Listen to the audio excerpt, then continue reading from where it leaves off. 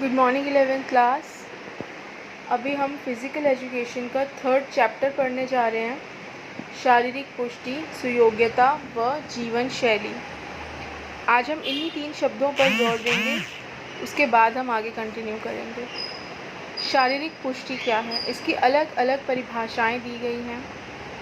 Webster's के विश्वकोश के अनुसार यह एक व्यक्ति के बिना थकावट के दैनिक कार्य करने की योग्यता है।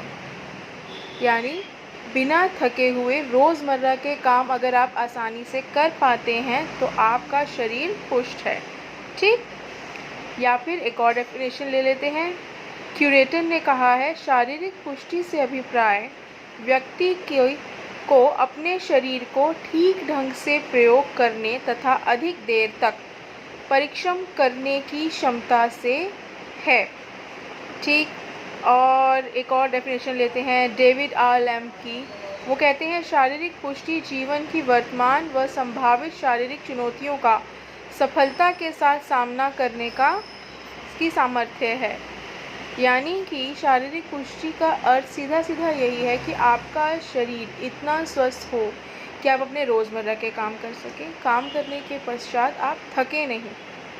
यदि आप थक रहे हैं किसी भी कारण से, आपकी सांस फूलती है या आपको कोई और दिक्कत आ रही है, पैरों में अचानक दर्द होना शुरू हो गया या हाथों में दर्द हो रहा है, इसका मतलब आपका शरीर पुष्ट नहीं है, आप स्वस्थ नहीं हैं, कोई ना कोई दिक्कत है। हो सकता है आपकी मसल्स में कुछ प्रॉब्लम आ रही हो, अगर आपका हार्ट ज़्यादा बीट करना स्टार्ट हो रहा है, आप थक रहे हैं, तो इसका मतलब कि आपको बीपी की प्रॉब्लम हो सकती है, हार्ट रिलेटेड कोई और प्रॉब्लम हो सकती है।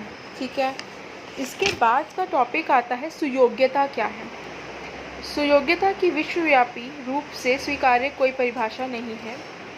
सुयोग्यता का वैज्ञानिक अर्थ स्वस्थ होने की दशा व रोगों से मुक्ति है, यानी ऐसी दशा जिसमें आपको कोई रोग न हो। शारीरिक पुष्टि आपका शरीर स्वस्थ हो, और सुयोग्यता मतलब कि आपको कोई रोग नहीं होना चाहिए, कोई बीमारी नहीं होनी चाहिए। कुछ परिभाषाएं ली जा सकती हैं, जैसे सुयोग्यता शरीर को अच्छी से अच्छी क्रिया करने तथा वातावरण में सृजनात्मक रूप से ढल जाने के रूप में परिभाषित किया जाता है, जो पूर्ण व्यक्ति को शामिल करता है। शारीरिक तथा दूसरी परिभाषा है, शारीरिक तथा मानसिक रूप से स्वस्थ होने की दशा या तथ्य को सुयोग्यता कहा जाता है। तीसरी परिभाषा है, स्वस्थ होने की दशा या विशेषता को सुयोग्यता कहा जाता है, यानी कि आप स्वस्थ हो, किसी प्रकार का आपको रोग नहीं हो। ठीक है, शारीरिक और मानसिक रूप से, दोनों रूपों से आप स्वस्थ हैं, तो वह सुयोग्यता कहलाएगी। 3rd पॉइंट आता है जीवन शैली का। जीवन शैली की कुछ परिभाषाएं हम देखते हैं। जीवन शैली जीने का एक तरीका है जो व्यक्ति के नैतिक मूल्यों और दृष्टिकोणों को प्रतिबिंबित करता है। आपका दृष्टिकोण जीवन के प्रति कैसा है, आपके नैतिक मूल्य कैसे हैं, यह है जीवन शैली। आपकी ज़िंदगी जीने का आपका तरीका क्या है।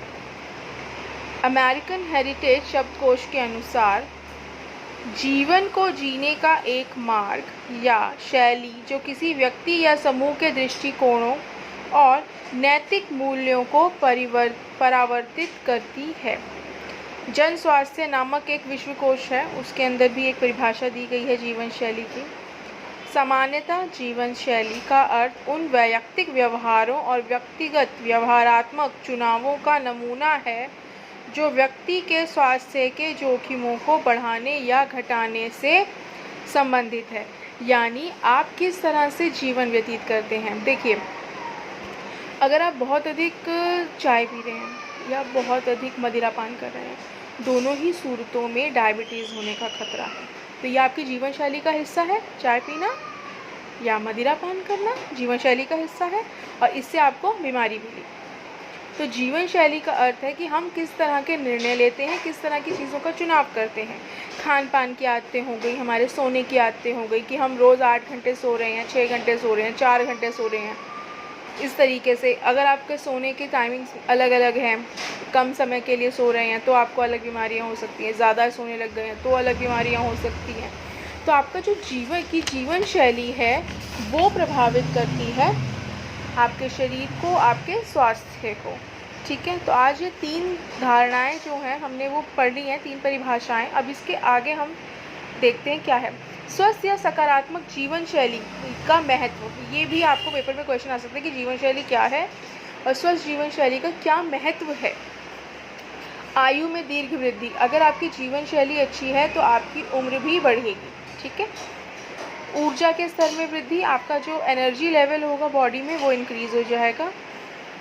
अवसाद को कम करने में सहायक, यानी कि डिप्रेशन जो है वो कम होगा अगर जीवन शैली अच्छी है। आप वर्कआउट करते हैं, आप एक्सरसाइज कर रहे हैं, आप रनिंग के लिए जा रहे हैं, आप गेम्स खेलते हैं, अच्छी किताबें पढ़ते हैं, तो उससे क्या होगा, आपका डिप्रेशन कम होगा। शारीरिक पुष्टि के स्तर में वृद्धि होगी, अगर आपका लाइफस्टाइल अच्छा है, जीवन शैली अच्छी है, तो आपका जो शरीर है वो पुष्ट होगा।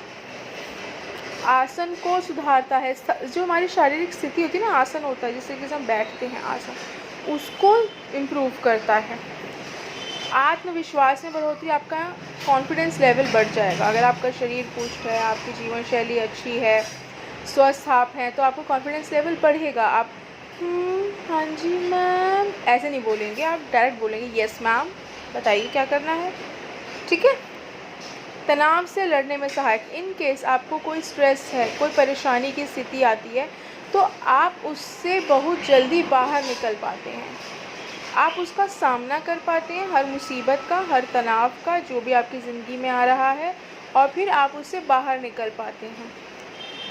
हृदय वाहिका संबंधी रोगों से बचाने में सहायक, हार्ट रिलेटेड कोई भी बीमारी, दिल से संबंधित कोई भी बीमारी आपको नहीं होगी अगर आपका लाइफस्टाइल अच्छा है तो। ठीक, ये इसका महत्व है। चलिए अभी इतना करते हैं, इसके बाद हम नेक्स्ट क्लास में करेंगे शारीरिक पुष्टि के अंग। धन्यवाद, इसको इतने को कंप्लीट करिए आप लोग। ठीक है।